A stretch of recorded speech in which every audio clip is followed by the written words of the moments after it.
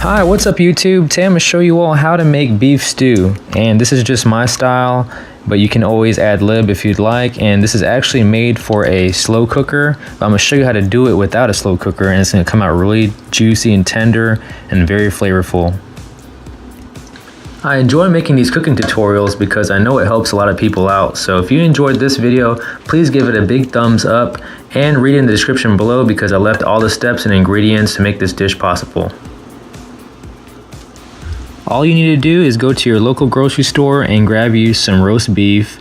I actually buy the one that already comes all preset and ready to cook. So this one already has the roast beef in there with the variety of vegetables, and it even comes with your seasoning already. So this is what the package looks like, and I'm gonna show you what it looks like whenever I open it up. So this is what it looks like whenever you open it up.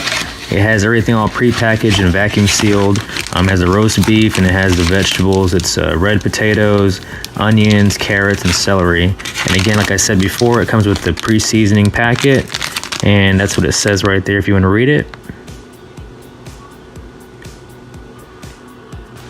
Here are the cooking instructions if you want to use them, but all I use is 1 cup of water in a pot that is about 11 inches in diameter and 4 inches deep, and I go ahead and add the seasoning in there and bring it up to a boil and stir it evenly.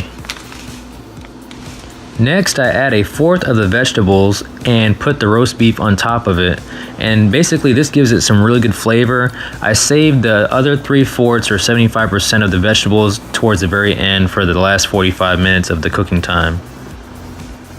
At this point, you can put the lid on top and set your timer for 2 hours.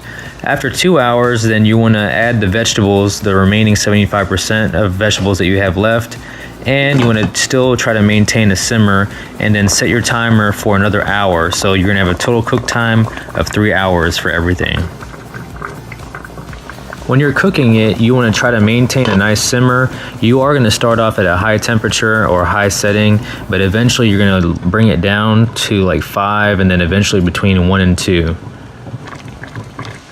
This is roughly 2 hours later, and I went ahead and added the remaining 75% left of the vegetables into the pot, and then I'm going to set the timer for another hour, and we'll see what it looks like 3 hours later. And obviously the longer you cook this dish is the more that the meat will get more tender, and it's also the softer that the vegetables will get. So make sure you adjust the time based on how you like your meat done or how you like your vegetables to be cooked. So this is what it looks like roughly 3 hours later, and what I'm going to do is I'm going to turn off the stove and then let it rest for about 3 minutes. So this is what the beef stew looks like roughly 3 hours later. As you can see here, everything is nice and tender and juicy, and it tastes amazing. I already had a little sample of it. If you do want to make the broth or the gravy a little bit more thicker, you can just add on a separate little container. You can put maybe a teaspoon of cornstarch and mix it with cold water and then add it to the broth, and it'll give it a more thicker consistency. Please comment below on what kind of vegetables or ingredients you like to put in your beef stew, and if you have any quick tips for me. If you enjoyed the video, be sure to give it a big thumbs up, comment, subscribe, and share the video if you enjoyed it. And as always, thank you all for watching.